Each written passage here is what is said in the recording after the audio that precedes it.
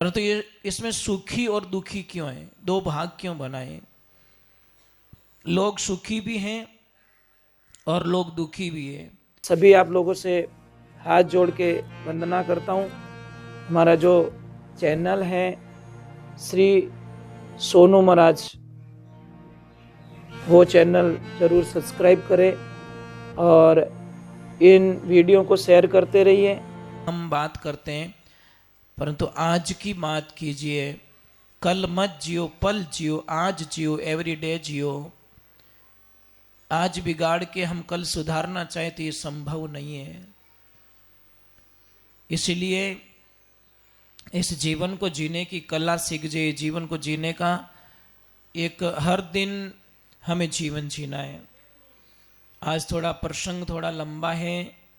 आज मेरे प्रभु का आवागमन भी है और प्रसंग भी थोड़ा बीच में ज़्यादा चलेगा, क्योंकि सब प्रसंगों को हम सुना तो नहीं सकते, पर उनको छू के जरूर निकलेंगे, उनका आदर करके निकल जाएंगे, उनको प्रणाम करके निकल जाएंगे आगे। तो कल कथा कहाँ विश्राम हुई थी?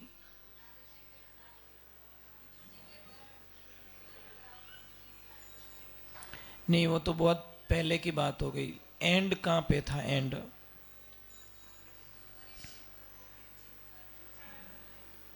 जी, ये मैत्रेय मुनि और विदुर जी का संवाद है गंगा किनारे का। जो गंगा किनारे मैत्रेय जी मुनि को विदुर जी महाराज प्रश्न कर रहे हैं कि हे महाराज, 3 प्रश्न किए गए कि महाराज मुझे बताओ भगवान ये दुनिया क्यों बनाते हैं? तो मैत्रेय मुनि जी ने बोला कि ये पूरा ब्रह्मांड है, भगवान के खेलने का मैदान है, वो क्रीड़ा करते हैं, लीलाएं करते हैं, इसलिए बनाते वही और तोड़ते वही है। देखिए, एक कुमार मिट्टी का बर्तन बनाते हैं, उनको बना देते हैं, परंतु वही मिट्टी का बर्तन वापस टूट जाए तो उसी को वापस प्रोसीजर में डाल के उसी के मिट्टी के बर्तन को दूसरा बर्तन तैयार कर देते हैं। उसी प्रकार हमारी जीवन लीलाओं में भी ये क्रिया चलती रहती है। दूसरे नंबर का प्रश्न किया कि चलो दुनिया बना दी भगवान ने, कोई दिक्कत नहीं, परंतु ये इसमें सुखी और दुखी क्यों है, दो भाग क्यों बनाए? लोग सुखी भी हैं और लोग दुखी भी है। ये दो पार्ट्स क्यों बनाए गए, दो भाग क्यों बनाए गए? दुख तो होता है ना, एक भाई तो राजा बन के बैठा है, दूसरा भिखियारी बैठा है, तो थोड़ा दुख फीलिंग होता है मन के अंदर कि ऐसा नहीं होना चाहिए। नियम तो सबके लिए एक जैसा लागू होना चाहिए, पर भगवान के दरबार में भी एक को करोड़पति बना के बैठाया और एक को रोड पे बैठा दिया। तो देखिए, वापस मैत्रेय मुनि जी इसका उत्तर देते हैं कि जब कोई भी इंसान, भगवान उनको कभी दुखी नहीं करते, ध्यान रखना, भगवान कभी कष्ट नहीं पहुंचाते। राम किसी को मारे नहीं, नहीं हत्यारा राम, अपने आप मर जाएगा वो कर कर खोटे काम। राम किसी को नहीं मारते हैं, अपने कर्म प्रदान होते हैं, कर्म मरवा देते हैं हमको। कहते हैं कि एक कोई कर्मों के आधार पे सुख और दुख मिलता है, ध्यान रखना, कर्मों के आधार पर। तो कोई ग्वाला था, बकरियां चराने वाला, वो बकरी चरा रहा था, परंतु उसकी प्रवृत्ति बड़ी क्रूर थी, वो दुष्ट था। मतलब दया नाम में उसमें कुछ था ही नहीं। मतलब दया क्या होती, उसको कोई मतलब नहीं। बकरी कहीं बेचारी कुछ खा लेती तो बकरी को बहुत पीटता, मतलब दया नहीं आती उसको। तो देख रहे हैं, वो बैठा है, सामने बैठा है, एक हिरणी बच्चे को जन्म दे रही है। तो उस दुष्ट की नजर उस हिरणी पे पड़ गई और जैसे ही बच्चे को जन्म दिया वो दौड़ के गया और दौड़ के जाके उस बच्चे को उठा लिया और हिरणी को भगा दिया। अब बेचारी हिरणी बहुत तड़प रही उस बच्चे के लिए, अपने उस दुष्ट को दया नहीं आ रही है। थोड़ी देर तो उसको उसने लाड लडाया, फिर उठाया और पटक दिया जोर से। बच्चे को इतना जोरदार पटका कि बच्चा जोर से चिल्ला रहा है। फिर बच्चे को पीछे से पकड़ के ऐसे घुमाया, आगे से पकड़ के ऐसे घुमाया। वो हिरणी रो रही है, तड़प रही है, चिल्ला रही है, भगवान को अरदास करी है, मेरे प्रभु मेरे बच्चे को ये मार डालेगा, इस दुष्टि से बचा लिए। कहाँ उसको दया आ रही है महाराज। नवजात शिशु जो अभी अभी खड़ा भी नहीं हुआ, उसको ये यातनाएं दी जा रही है। फिर वो उस बछड़े को क्या बोलता है, बच्चे को क्या बोलता है, बुला तेरे भगवान को कोई हो तो बचा ले तेरे को मेरे से। और ऐसे करते ही उसने अपने कूंट से अगले पैर दोनों काट लिए उसके। बच्चा चिल्लाता रहा, हिरणी चिल्लाते रही, उसको दया नहीं आई। थोड़ी देर और क्रूरता का हद हो गई, पिछले भी दोनों पैर काट लिए और चारों पैर काट के उस बच्चे को तड़पता हुआ छोड़ दिया। हिरणी आई, बहुत चाटी, परंतु खून बहने के कारण बच्चा मर गया। हिरणी ने डायरेक्ट भगवान के पास एप्लीकेशन लगाई, हे प्रभु मेरे बच्चे ने क्या बिगाड़ा, इसने मेरे बच्चे को इस हालत में कर दिया। महाराज भगवान की लीला देखिए, ईश्वर की लीला देखिए, परमात्मा की लीला देखिए। क्या बोलूं मैं, भगवान के घर में देर है अंधेर नहीं है कि भी निर्बल को मत सताओ, किसी को मत सताओ भाई, कीड़ी को भी मत मारो। अनजान में मर जाए तो वो अलग बात है, परंतु जानते हुए किसी को मत सताओ। अब वो बच्चा तो मर चुका था, फ्री माइंड होके अकेला बोलता रहा, जा तेरे कोई भगवान भगवान नहीं दुनिया के अंदर। परंतु 1 किलोमीटर गांव से दूर रहा और उसके दोनों घुटनों में दर्द पैदा हुआ। अब इतना जोरदार दर्द हो रहा है कि वो यहां से यहां नहीं चल पा रहा है। थोड़ा सा आगे गया, वो नीचे बैठ गया तो बैठ गया, अभी खड़ा नहीं हो पा रहा है। घर वाले आए, उसको उठाया और डायरेक्ट उसको हॉस्पिटल लेके गए। और हॉस्पिटल ले जाने के बाद में डॉक्टर ने ये घोषणा कर दी कि इसके दोनों पैर काटने पड़ेंगे, भयंकर इसको ब्लड कैंसर हो चुका है और कोई चांस नहीं कि इसके पैर नहीं काटे तो बच पाएगा। घर वालों ने बोला काट दीजिए, फिर क्या करे, मरता क्या करता। बेहोश कर दिया, दोनों पैर काट दिए उसके। सुबह का टाइम हुआ, जब उसको होश में आया तो उसने देखा कि दोनों पैर नहीं है। डॉक्टरों ने बोला भैया क्षमा करना, तेरे पैरों को हम नहीं बचा पाए। उसकी आंखों में आंसू आ गए, वाह भगवान वाह, तूने तो बिल को पेंडिंग रखा ही नहीं, तूने तो हैंड टू हैंड बदला ले रिया रे पर कृष्णा। मैंने वहां पे कूंट से पैर काट दिए, इधर तूने डॉक्टर से मेरे पैर कटवा दिए हैं, पर इतनी मेरे पे तूने दया की कि मेरे हाथों को बचा लिया। तो भी आधा बिल बाकी है, अभी मेरे हाथ कटने भी बाकी है। मैं तो भगवान को कहता हूं पेंडिंग मत रख, इन हाथों को भी कटवा ले ताकि मेरा प्रायश्चित पूरा हो सके। आइए, अब मैं एक्सेप्ट कर रहा हूं मेरी गलती को। अब महाराज देखो, कोई गलती एक्सेप्ट कर लेता ना, उसके पाप खत्म हो जाते हैं। प्रायश्चित यही है कि आप गलती स्वीकार करो, नहीं मैंने गलती नहीं की, गलती नहीं की, गलती नहीं की। इसी दिक्कत में हम लोग फंसते रहते हैं। अब महाराज उसको छुट्टी देगी और अणकमू आदमी कितो दिन प्यारो लागे, चाहे लेडीज हो चाहे जेंट्स हो, कितना दिन बाला लागो। आप 15 दिन थो बुखार अणाइन हुआण दो, घर में थो भारी लागो, सबने बोझ लागो। 15 दिन आप सो के देख लो कि मारे तो दिखे ही नहीं, मने तो अंधाड़ी आवे। देखो लोगों की बोली बदल जाएगी साहब, भाषाएं बदल जाएगी, उनका रहन सहन का तरीका। खाना मांगोगे तो क्या बोलेंगे, अरे लावो हो मरो हो कोई, नेत्र कहेंगे अरे जिम लो सा जिम लो, दुकान जानो तो जिमो। ये भाषाएं बदल जाएगी। और संसार मतलब रो जानी बिना कारज नहीं बोले, अंत समय सब दूरा जावे रेवे, माया रे ओले मनवा तो सब बिना सतगुरु कहीं डोले, सतगुरु बिना संगी दी थारो अंत समय के माये। भगवान की लीला देखिए। अब उसको थोड़े दिन घर में रखा, फिर लोगों का सब ढंग भाव देख लिया कि ये मेरी सेवा नहीं कर पाएंगे, मैं कमा नहीं पाऊंगा। तो उस आदमी ने बोला कि मुझे हरिद्वार की ट्रेन में बैठा दो, बस इतनी मेहरबानी कर दो, मुझे ट्रेन के डब्बे में बैठा दो, हरिद्वार वाली गाड़ी पकड़ा दो, आगे का मैं देख लूंगा, मेरे साथ में चलने की कोई जरूरत नहीं है। और फिर वो हरिद्वार चला जाता है।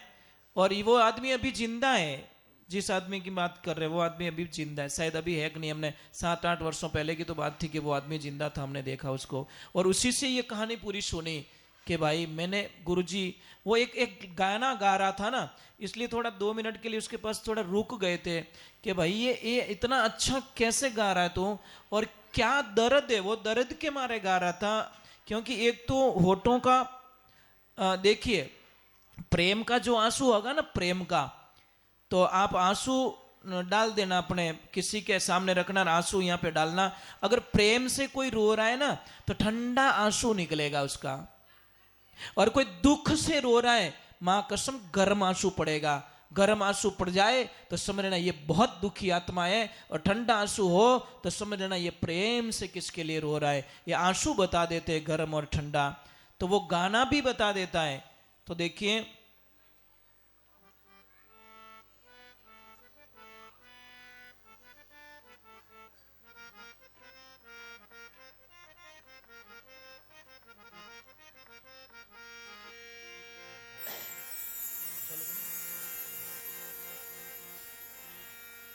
वो एक लाइन सुना देता हूं इसकी, फिर आगे कथा में चलेंगे। वो कह क्या रहा है, मतलब हम लोगों को क्या कह रहा है, वो एक लाइन गाता हुआ क्या कह रहा है। जब यज्ञ करवाते तो बोलते मैं हर मंत्र के पीछे बोलूंगा स्वाहा, तो आपको आहुति देनी पड़ेगी। क्या बोलते हैं? आपको यज्ञ कुंड में आहुति देनी पड़ेगी। आप लोग बोले महाराज मने तो नींद आवे, थोड़ी आहुति दे दो पेड़ी पेड़ी, और लास्ट में बिल बता दीजो। ऐसे थोड़ी होता है क्या? तो हर भजन में आपको परेशान करूंगा मैं। करो ऊपर हाथ करो। अरे मते बांधो इणेरो, करे मारो काम करारो रे मते।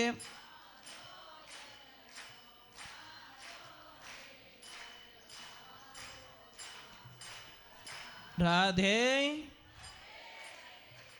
तो उस आदमी ने एक ही बोला कि भाई कर्मों ना बारामती बांधो। वह हर एक को अपनी ओरिजिनलिटी बताता है कि मैंने पाप किया है और इस कारण मुझे ये सजा मिली है। लोग तो अपने पापों को छुपाते हैं साहब, और जितना पाप को छुपाओगे, पाप कैसा है, उदय में समझो, उदय में केड़ो ही मोटो रूकड़ो रेवे ना, बिना हवाऊ डर नहीं लागे, धूपू डर नहीं लागे, तूफानू डर नहीं लागे, बारिशू डर नहीं लागे, बिने डर लागे बिन उदयू के उदय मारा जड़रे मैंने लागी, तो मैं चाहे 20 साल पुराना हूं, चाहे 100 साल पुराना हूं, मैंने गोट में गिड़ाई दी। ते बुरा कर्म उदय रो काम करिया करे, वो ध्यान राखजो माए खावेला थोने बोलने नहीं देला। समझ में आ रहे ना? कोई भी गलती देखो आप, अंदर ही अंदर खाई जाती है। किसको शेयर करेंगे हम लोग कि मैं ऐसी गलती कर चुका हूं? बस। तो तीसरा प्रश्न विदुर जी महाराज ने मैत्रेय ऋषि से किया कि भगवान इस धरती पे अवतार क्यों लेते हैं? तो बहुत ही अच्छी बात बताई कि बांध लेते हैं भक्त मुझको प्रेम की डोर में, प्रेम की डोर में मुझे बांध लेते हैं, इसीलिए बार बार मेरा इस धरती पे अवतार होता है। जिंदगी को समझने की कोशिश कीजिए। फिर वराह अवतार की कहानी आती है। वराह अवतार आपने देखा? वराह भगवान का फोटो देखा कभी? नहीं देखा। जब मनु महाराज को सृष्टि की रचना करनी थी, तो ये धरती पूरी पानी में थी। धरती कहाँ थी? समुद्र में थी। तो भगवान ने बाहर निकाल के मनु महाराज को दी कि मैं कहाँ दुनिया बसाऊं, कहाँ रचना करूं, कहाँ शुरुआत करूं। तो उन्होंने वराह अवतार लिया। वराह अवतार का फोटो देखा कभी? शुकर का फोटो है, शुकर का, भगवान का मुंह शुकर जैसा है। उन्होंने अपनी पूरी ताकत लगा के धरती को समुद्र से बाहर निकाल के उनको दिया। हाँ ऐसे, हाँ ऐसे है। तो वो भी भगवान ने वो रूप बना के धरती को बाहर निकाला समुद्र से और मनु महाराज को दिया। मनु महाराज के 2 पुत्र थे, उत्तानपाद और प्रियव्रत, और उनकी 3 बेटियां थी, आहुति, देहुति और प्रसूति। भगवान ब्रह्मा जी के मन से कर्दम ऋषि का प्रकट हुआ। कर्दम ऋषि को बोला गया कि तुम शादी करो, संसार बचाओ, पर वो बोले मुझे शादी नहीं करनी है। ब्रह्मा जी ने बोला कि बेटा सृष्टि के जो नियम है उनमें पालन करना ही पड़ेगा, आप शादी कीजिए। भगवान नारायण की तपस्या करते हैं। नारायण ने बोला क्या चाहिए कि मुझे कुछ नहीं, एक सुशील पत्नी दे दो बस, जो मेरी भक्ति को समझ पाए और मुझे जो प्लानिंग है आगे के लिए मेरा साथ दे सके। तो महाराज भगवान ने बोला जो आज के 3 दिन बाद में शत्रुपाद जी और मनु दोनों अपनी बीच वाली बेटी देहुति को लेकर आपके पास में आ रहे हैं, आप मना मत करना, शादी कर देना उससे। जब वो जाते हैं, बातचीत होती हैं, तो उन्होंने हाँ बोल दिया, परंतु भगवान को एक वचन लिया कर्दम ऋषि ने कि प्रभु आप मेरे बेटे बन के आओ तो मैं शादी करूं, नहीं तो अपने कुंवारा ही भला, आपको मेरा पुत्र बन के आना पड़े। बोलो कैसी शर्त है भगवान के सामने। तो भगवान ने इजीली बोल दिया कोई बात नहीं, तुम्हारी इच्छा है मैं बेटा बन के आता हूं, बस दूसरा क्या करे। इसीलिए तो कहते हैं भगत वत्सल भगवान, पर वो बुलाने वाला चाहिए। तो भगवान की ऐसी लीला हुई, शादी कर रहे हैं, 3 फेरे हो गए। कर्दम ऋषि ने रोक दिया और मनु को और शत्रुपाद जी को बोला कि पहले इस अपनी बेटिया को बात बता दो कि मेरे एक बेटा होते ही मैं इसको यहाँ पे छोड़ के मैं वन को चला जाऊंगा, मैं एक बेटा दे पाऊंगा इसको, मैं आगे मेरा गृहस्थी जीवन नहीं चलेगा। तो वो लड़की बोली नहीं, नीचे देख के खड़ी हो गई। मतलब पहले ऐसे संदेश ऐसा था, बोल के जब आप लड़कियां नहीं देती थी, माँ बाप कहीं कियो कि रिश्तो थने मंजूर एक नहीं, बार नीचे देख लियो तो समझ लेनो के मतलब कोई इन्हें कोई प्रॉब्लम नहीं है। तो वो एग्री थी कि मुझे कोई दिक्कत नहीं है। परंतु भगवान की लीला देखो, ईश्वर की लीला देखो, शादी हो गई, शादी होने के बाद में वो तो अपने ठिकाने चले गए, पुत्री वहीं छोड़ दी। अब लक्ष्मी जी को बोला कि जाओ अपना घर संभालो। अब देखो घर कैसा मिल रहा है, जैसे गए झोंपड़ी में चिड़ियों के आड़ा ही जाड़ा गालियोड़ा। खैर बाप जी ओ कहीं है कि वो मारो परिवार है। नीचे आंगना में देखे तो ऊंदरा इन साइडू आवे बिन साइडू निकले, बिन साइडू घुसे इन साइडू, के ओ कोई सिस्टम कोई अपनो स्टाफ ही जे। अन आप कटे रहो कि मारे तो 2.5 फुट रो बस वो आसन है, बस वही मारो ठिकानो है, ये हमारा पूरा परिवार है। अब इसको देखो, आप देखो, मैं थोड़ा माला में बैठ जाता हूँ। अब कर्दम ऋषि ध्यान में बैठ जाते हैं, और ध्यान में बैठे तो ऐसे बैठे 40 वर्षों तक उनका पल नहीं खुली। कितना साल? 40 वर्ष हो गए। जब उनकी पल खुली तो सामने एक मैया कोई झाड़ू आड़ू निकाल रही थी। तो पूछा कि मैया आप कौन हो? बोले भूल गए, मुझे भूल गए। अरे मैं आपकी पत्नी हूँ अर्धांगिनी, फेरा खाए नीचा बैठा जो अबे पासा उठी आओ, मने बूढ़ी कर दी। तब तक पीर नहीं गई साहब, बहुत बार लेने के लिए आए पर नहीं, बोले मेरे प्रभु की आज्ञा नहीं, मैं कैसे आ जाऊं, मैं नहीं छोड़ सकती। पतिव्रता नारी अपने पति के वचन के आगे एक कदम नहीं रखती। पतिव्रता नारी का पहला धर्म बनता है। आजकल की नारी क्या करती, भाई जाओ चुपचाप, ठंडा नहीं पड़े, ले ये आपकी तपस्या खत्म होती है। अरे पति रे हम ही बोलने की तो बड़ो अपराध है, ध्यान है। पर मुझे लग रहा है जीतो आदमी भूतों डाकणियों नहीं डरे नहीं जी। कहवे कोनी बाबड़ो, कहवे कोनी वो जीव जाने माय लो। भाई ये तो क्यों डरा होते हैं, ये तो क्यों डरे थारो पति देव थारो? नहीं डरनो चाहिए भाई। भाई राजी रहना चाहिए। कोई कोई आदमी है ना, माँ कसम कहीं मंदिर में चढ़ावा लेता ना कहीं पे भी, तो क्या करता वो बिंदास बोल देता है, उसको पता है मेरी लक्ष्मी मेरा सपोर्ट करेगी।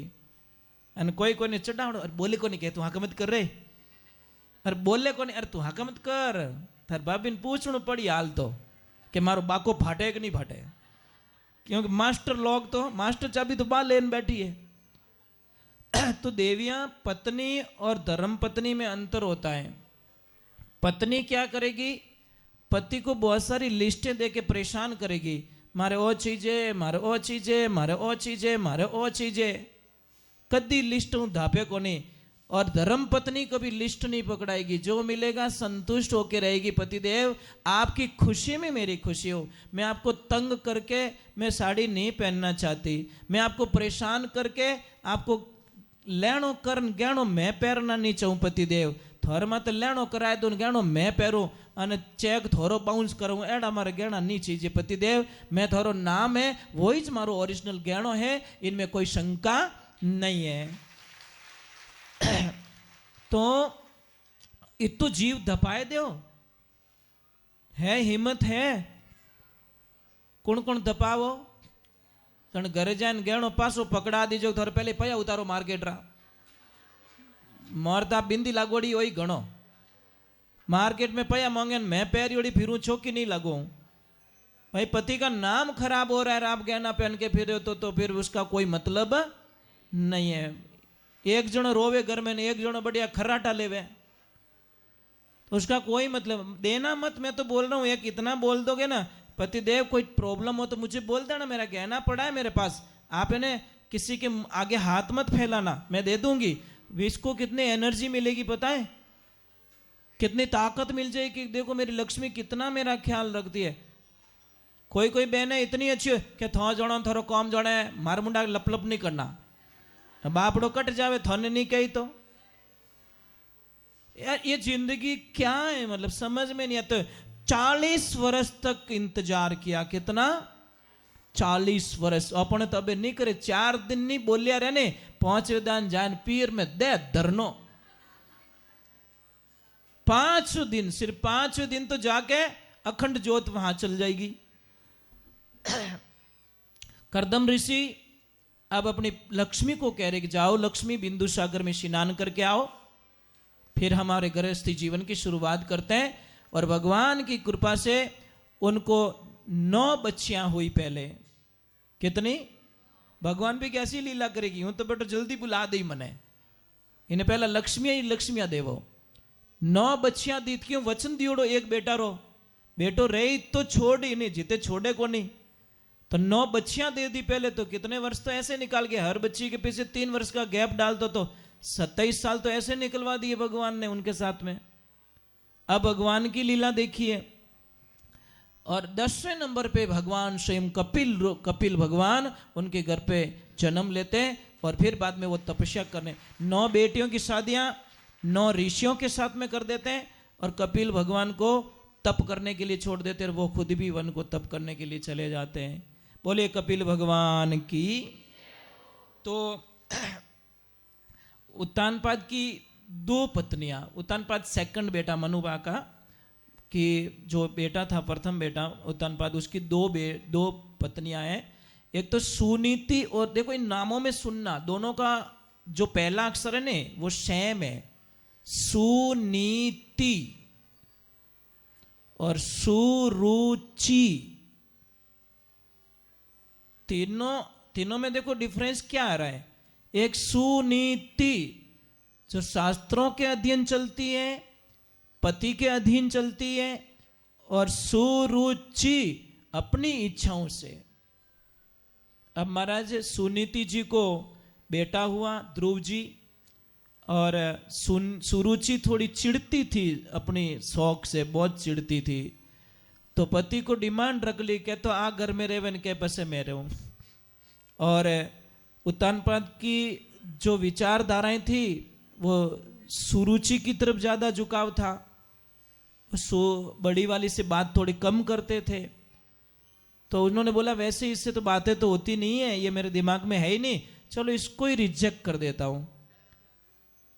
उसको निकाल दिया, जंगल में चली गई। अब जंगल में जाके तपस्या कर रही है और रोज ध्रुव जी महाराज को सत्संग में ले जा रही है, ऋषि मुनियों की सत्संग सुना रही है।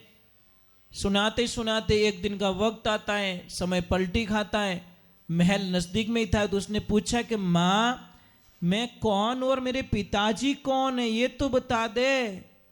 तो माँ ने तो बताया नहीं, पर ऋषियों ने बताया कि तुम बहुत बड़े राजकुमार हो, ये राजधानी तुम्हारी है, तुम उनके पुत्र हो। तो उसने बोला, जब पुत्र हूं तो पिताजी से मिल तो सकता हूं ना। तो जैसे ही अंदर प्रवेश हुए, वो तो छोटे बालों की क्या लड़ देना, 5 साल की उम्र है।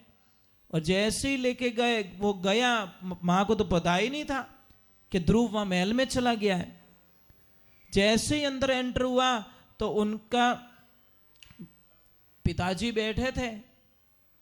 भगवान की लीला, गोद में खेलने का मन हुआ तो सुरुचि वहीं खड़ी थी कि ओए, टच नहीं करने का, यहां बैठना है ना तो मेरी कोख से जन्म लेना पड़ा। जाओ और अपनी माँ को बोलो। माँ के पास में वापस जाता है और माँ को बोला कि वो सेकंड वाली मम्मी ने ऐसे बोला कि मेरी कोख से जन्म लिया। माँ, तेरी कोख से जन्म लेने का ये पाप लगा मुझे कि मेरे पिताजी की गोद में नहीं बैठ पा रहा हूं। तो सुनीति ने क्या बोला कि बेटा जाओ, ऐसा तप करो कि तुम उसकी गोद में बैठो, संसारिक पिता की गोद में मत बैठो, उस परम पिता परमेश्वर की गोद में जाके बैठो, ऐसा तप करो। बच्चे को शब्द लग गया, लागी वे सो जाने गाफल कहीं लाने भाई, ध्रुव प्रहलाद गोपीचंद लागी नरसी मीरा जाई, है ने सुआ ने ध्रुव प्रहलाद गोपीचंद लागी नरसी मीरा जाई। एक शब्द की लागी ध्रुव जी महाराज को राज छोड़ के चले गए। अब जाके ऐसा नारद जी महाराज मिले उनसे। नारद जी ने 12 अक्षरी मंत्र दिया, ओम नमो भगवते वासुदेवाय मंत्र दे दिया और साधनाएं बता दी कि पहले महीने में क्या करना है। पहले महीने में 3 दिन रोटी की खुराक लेनी है, फिर बाद में आपको खाना छोड़ देना है। सेकंड महीने में 6 दिन फल फ्रूट लेने हैं, फिर बाद में वो भी आपको छोड़ देना है। तीसरे महीने में 9 दिन तक सिर्फ पानी पीना है, फिर बाद में 21 दिन आपको बिना पानी रहना है। और चौथे महीने में आपको सिर्फ हवा पे रहना है, सिर्फ हवा का आहार लेना है, कुछ खान पान नहीं होगा। और 5वें महीने में आप अपने खुद की श्वासों के ऊपर कंट्रोल करना है। और वही किया ध्रुव जी ने। पहले महीने के 3 दिनों में उन्होंने भोजन प्रसाद लिया, दूसरे में 6 दिनों में उन्होंने फल फ्रूट का सेवन किया, पत्ते वगैरह वगैरह जो भी खा के, और तीसरे महीने में 9 दिन तक उन्होंने पानी पिया, और चौथे महीने में 12 दिन तक उन्होंने श्वास का उपयोग किया। फिर श्वास के ऊपर धीरे धीरे उन्होंने कंट्रोल करना शुरू कर दिया।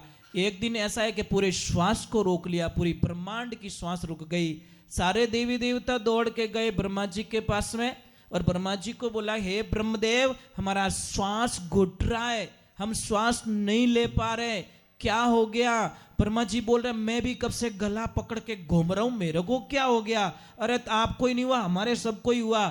तो ध्यान लगाया कि ध्रुव जी ने श्वास को रोक के रखा है, पूरी ब्रह्मांड के श्वास को।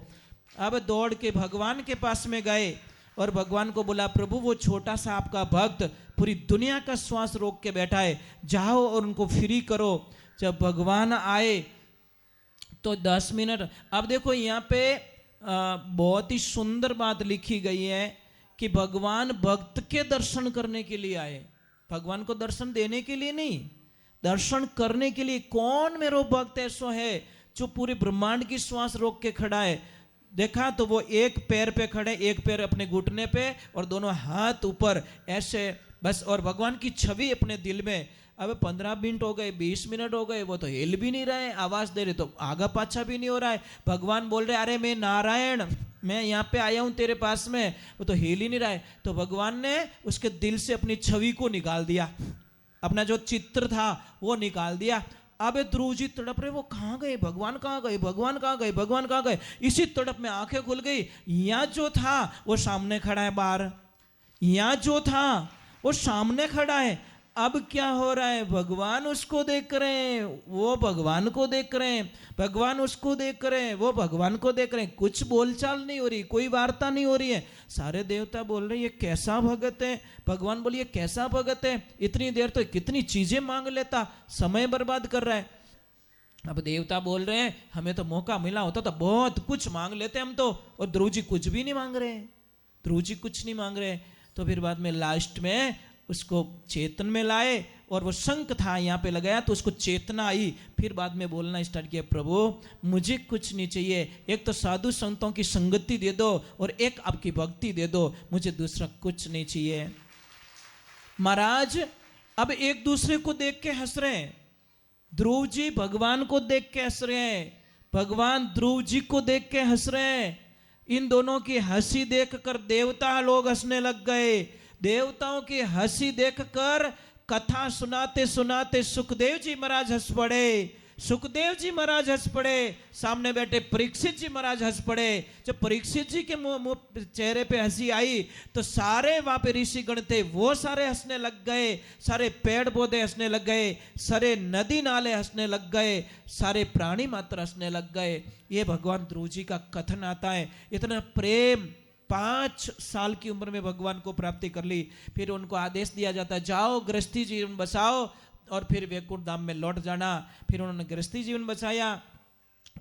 फिर उनकी माँ को वरदान दिया गया, माँ को पूछा गया ऋषियों ने कि तुम्हें क्या चाहिए, इतने साल से तुम सत्संग में आ रही हो, कुछ नहीं मांगा हम लोगों से। कि उन्होंने बोला कि देना है तो मुझे ऐसा वरदान दो कि मेरी जो देरानी है ना उसको कोई बेटा हो जाए, पुत्र हो जाए। बोलो, घर से बाहर निकाल दिया, फिर भी देरानी के लिए ऋषियों को बोला कि इतने साल में सत्संग सुनी हूं, इसका अगर फल मुझे मिले तो ये फल मेरे को ना दे, मेरे देरानी को औलाद नहीं है, उसको बेटा दे दे। तो उसको बेटा हुआ, उत्तम हुआ। जब ध्रुव जी महाराज वापस आए तो उनके स्वागत में सबसे पहले वो उसकी काकी खड़ी थी, जो काकी नफरत करके बाहर निकाल दी। महाराज इससे सीख क्या मिलती है, क्या सीख मिलती है पता है? जो हमसे नफरत करता है ना वो भगवान से मिला देता है, और जो प्रेम से करता है ना वो हमारा विनाश कर देता है। इसलिए प्रेमी तुम्हारा कभी हो नहीं सकता, प्रेमी तुम्हारा कल्याण नहीं कर सकता, करेगा तो तुम्हारा नफरत करने वाला ही। देखो जयसल धाड़वी को उसकी भाभी ने भगवान से मिला दिया। अगर जयसल धाड़वी को उसकी भाभी ने ताने नहीं मारे होते तो भगवान का भक्त कभी नहीं बनता। वीर तेजा जी महाराज को भाभी ने ताना नहीं मारा होता तो वो वहां नहीं जाते, गायों की रक्षा करते हुए अमर नहीं होते। अरे नरसिंह भगत को पढ़िए, नरसिंह भगत को उनकी भाभी ने ताना नहीं मारा ना होता, क्या को दिन कहीं तंदूरो लेन भीरे खाई कहीं, तो वो शायद भगवान नहीं आते। कहीं कहीं तो भाभीयों ने बहुत अच्छा काम किया है, बहुत बढ़िया। ये अपने शास्त्र में लिखा है कि बड़ा भाई और भाभी का कर्जा कभी जिंदगी में उतारा नहीं जाता साहब। बड़ा भाई होता ना और बड़ो भाई रे गेलो, आ तो गेलो ज रेवे, वे जो कोई दे दे नैन क्यों ने, ओ थारे ओ थारे ओ थारे, लास्ट में टन टन गोपाल, लास्ट में नैन क्या नगटा क्या तो कहीं करियो तो जो थन दियो दूजो कहीं है। अब आपड़ी भाभी घणो ही कहे थोड़ो घणो राखो टावर, यार ठंडा नहीं पड़े वह घणो ही जीव पड़े बिनो, पण बिनो कहनो करे कौन। और मोटोड़ी भाभी ने कोई समझ नहीं सके, क्यों कि वो माँ का समान होती, माँ के समान। कौन समझे महाराज इन बातों को, खुद गर्जी लोग नहीं समझेंगे। मैंने एक जगह देखा, कोई परिवार है तो उन्होंने बोला गुरुजी हमारे घर में जो भी डिसीजन लेते हैं ना हमारी भाभी माँ लेती है बस, क्योंकि भाभी को माँ के जाने के बाद में भाभी ने हमको बड़ा किया, पढ़ाया लिखाया और ऐसे मोड़ पे रखा, तो हम आज भी भाभी को माँ मानते हैं। कितनी बड़ी बलियारी उनकी। ये विचारधाराएं होनी चाहिए। चलो हम आगे की तरफ चलते हैं कि ध्रुव जी महाराज का कल्याण होता है, ध्रुव जी महाराज को दर्शन दे देते हैं। फिर बाद में भगवान के आगे राम कथा में चले जाते हैं, राम जी का अवतरण होता है, राम जी पधारते हैं। तो थोड़ा भगवान के नारद जी की भगवान की लीला तो देखिए आप, ईश्वर की लीला। कभी भी एक बात का ध्यान रखें, भगवान को बुलाने वाला चाहिए। यहाँ पे राम कथा का भी बीच में बहुत बड़ा प्रसंग आता है, और फिर नाम की महिमा का विवरण आ जाता है। वापस राम जी का जन्म होता है, नाम की महिमा आती है, नाम से क्या होता है। तो एक छोटा सा मैं कीर्तन कर देता हूँ, फिर नाम की महिमा में